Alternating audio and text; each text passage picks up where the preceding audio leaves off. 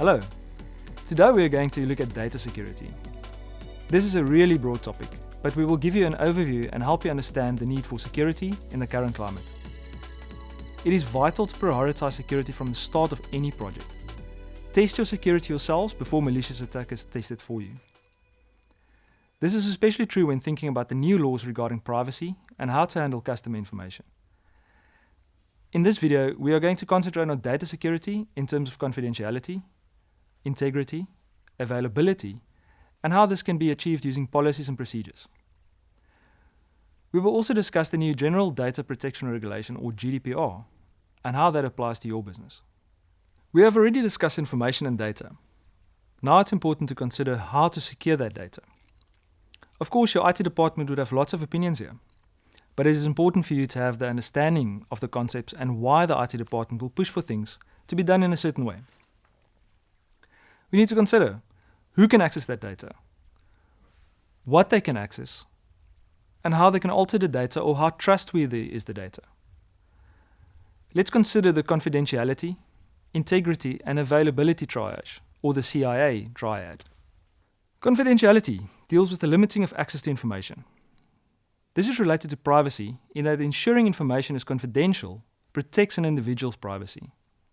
Confidentiality means ensuring that sensitive information does not fall into the wrong hands.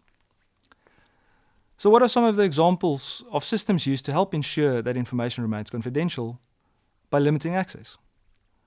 Well, if we think about our online banking, then there's often some kind of two-factor authentication. Having a username and password protecting information is a very common way of limiting access to information. Biometric verification may also be considered a method of keeping data confidential. Integrity deals with ensuring that data is consistent, accurate, and trustworthy.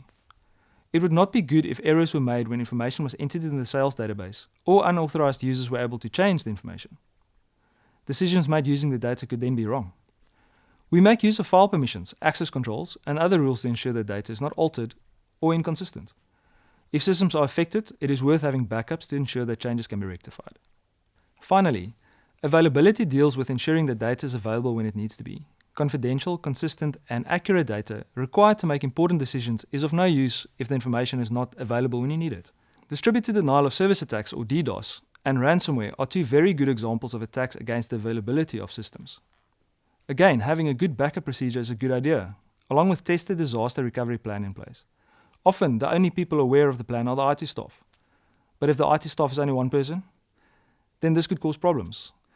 It is important that the plan is very well documented and provides enough detail for other people to be able to take charge.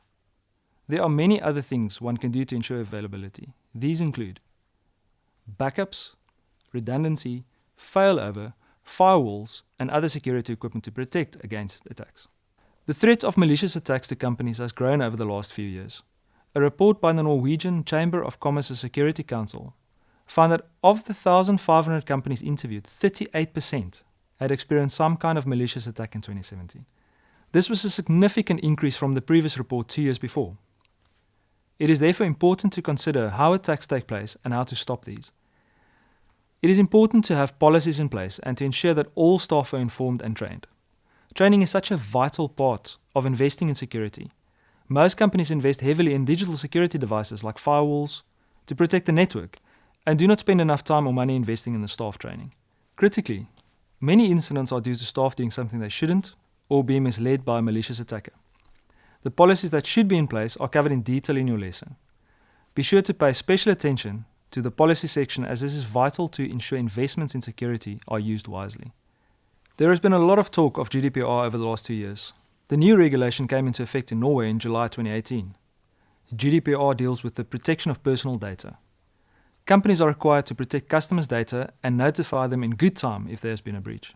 It is also worth noting that countries like Norway and other members of the EU did have laws regulating personal information before GDPR, and that the current regulations apply to companies doing business with people in the EU or EEA. Enforcement is going to, of course, be critical, and there are serious fines built into the regulations. Even if the company is not based in the EU, GDPR still applies, as long as the customer is from the EU. This video contains some vital information, and it can be quite a lot to process. Be sure to read through your lesson, since it covers more of these issues in detail. We hope you can apply this in your situation. If you have any questions, be sure to ask them in the Nora forum.